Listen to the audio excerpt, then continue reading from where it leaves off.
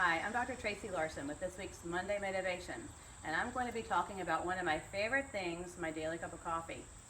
Given the multitude of coffee shops around our country, it is clear that coffee is very important to us. In fact, the United States is #1 in the world in coffee consumption, with 400 million cups a day. Coffee was once considered a vice, and when we think of coffee, we typically think of the caffeine content. The research is showing that coffee actually has substances that can be beneficial to our health. Several studies actually have shown that regular coffee consumption is linked to decreased overall mortality.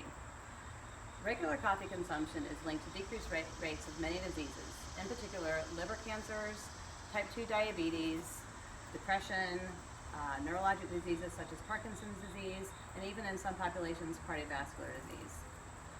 The benefits are likely due to chemicals called polyphenols, which are found in fruits and vegetables and give them their color.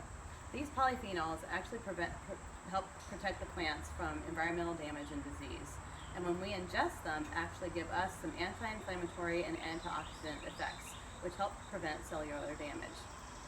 It's important to remember, though, if you're at the coffee shop, that the benefits are related to the coffee, not to the flavored sweeteners and dairy products we add that give it more high fat and sugar content.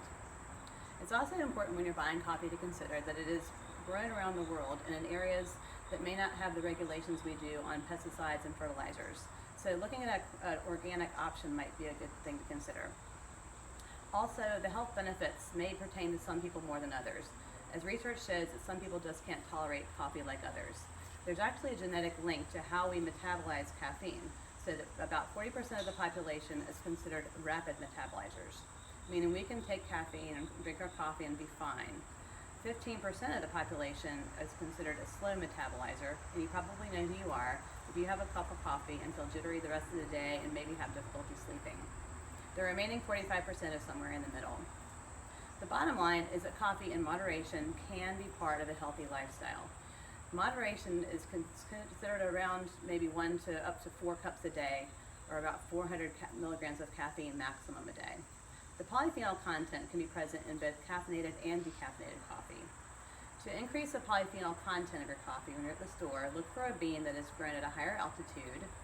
Use a light roast, not a dark roast, and use a finer grind rather than a coarser grind. If you don't like coffee at all, don't worry. We all should be getting the majority of our polyphenol content or intake through plants like fruits and vegetables. 6 to 8 servings a day is recommended.